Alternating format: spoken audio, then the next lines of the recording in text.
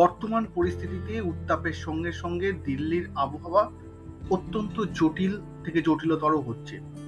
একদিকে যেরকম জলের খুব সমস্যা দেখা দিচ্ছে, তার সঙ্গে সঙ্গে প্রধানমন্ত্রীর নির্বাচন এবং তা নিয়ে ক্রিয়াকলাপ শুরু হয়ে গিয়েছে। এই আবহে আমি নিয়ে চলে এলাম আরো একটি জটিল তথ্য।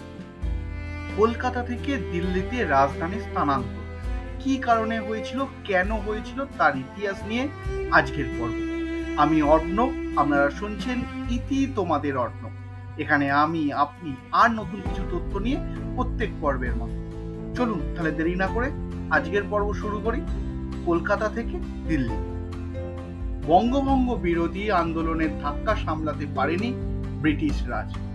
সেই সিদ্ধান্ত প্রত্যাহারের পর আরো একটি পদক্ষেপ নিয়েছিল তারা। 1911 সালে দেশের রাজধানী কলকাতা থেকে দিল্লিতে স্থানান্তরের সিদ্ধান্ত নেওয়া হয়। তবে রাজধানীর মর্যাদা পরোক্ষভাবে আরো 2 দশক বহন করে চলেছিল তিলোত্তমা। কারণ 1931 সালে 13ই ফেব্রুয়ারি আনুষ্ঠানিকভাবে দেশের রাজধানী হয় নয়া দিল্লি। ব্রিটিশ সম্রাট পঞ্চম জর্জের দিল্লি দরবারে 1911 সালেই অবশ্য এ ব্যাপারে সিলমোহর পড়েছিল। যুক্তি হিসাবে ভৌগোলিক কারণ, প্রশাসনিক জটিলতা সহ একগুচ্ছ তথ্য এবং তত্ত্ব হাজির করে ব্রিটিশ সরকার। যদিও সেগুলির বাস্তব ভিত্তি নিয়ে বারংবার প্রশ্ন উঠেছে। আসলে পিঠ বাঁচাতে এইসব কারণগুলি দেখিয়েছিল তারা। আদপে বঙ্গভঙ্গের বিরুদ্ধে বাংলায় যে আন্দোলন শুরু হয়েছিল তার ধাক্কায় বেসামাল হয়ে পড়ে ব্রিটিশ রাজ। তার উপর মাথাচাড়া দিচ্ছিল চরমপন্থী আন্দোলন। সব মিলিয়ে রাতের ঘুম উড়ে যায় শাসকদের। তাই রাজধানী কলকাতা থেকে দিল্লিতে স্থানান্তরিত করতে চিঠি যায় তৎকালীন সেক্রেটারি অফ স্টেট ফর ইন্ডিয়ার কাছে। তাতে নানা অসুবিধার কথা উল্লেখ করেছিল তৎকালীন ভাইসরয়। যদিও প্রকৃত কারণ বুঝতে অসুবিধা হয়নি বড় কর্তাদের। কলকাতা থেকে দিল্লিতে রাজধানী সরিয়ে নিয়ে যাওয়ার দাবি মান্যতা পায়। পঞ্চম জর্জের হাত ধরে শুরু হয় স্থানান্তরের প্রক্রিয়া। দিল্লিকে রাজধানী হিসাবে প্রতিষ্ঠিত করতে, বলা হলো সাজিয়ে তুলতে, 4 বছর সময়সীমা বেঁধে দিয়েছিল ব্রিটিশ। কিন্তু প্রথম বিশ্বযুদ্ধ সেই পরিকল্পনায় জল ঢেলে দেয়।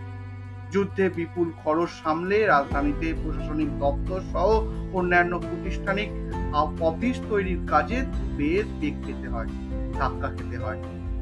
এর মধ্যে ধাপে ধাপে সিভিল লাইন্স তৈরি সহ সরকারের অস্থায়ী অফিস, আধিকারিকদের বসবাসের জন্য প্রয়োজনীয় ব্যবস্থা। প্রাথমিকভাবে 4 বছর সময়সীমা ধার্য হলেও দিল্লিকে সাজিয়ে তুলতে 20 বছর সময় লেগে যায়।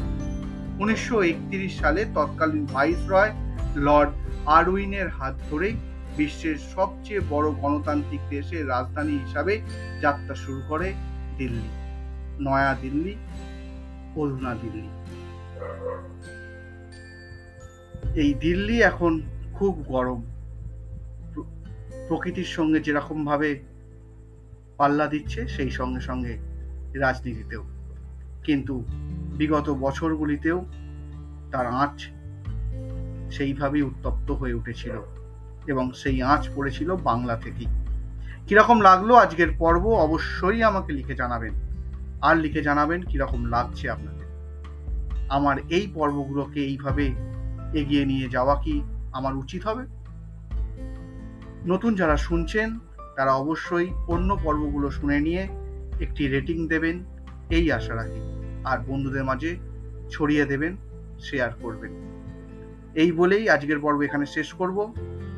দেখা হবে ঠিক এই সময় নতুন কোনো তথ্য নিয়ে। ততক্ষণের জন্য টাটা।